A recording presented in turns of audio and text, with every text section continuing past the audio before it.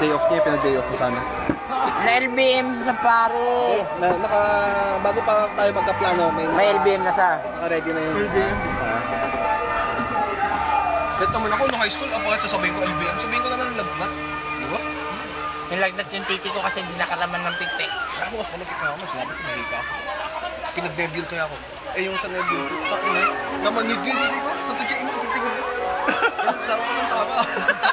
Yeah, man.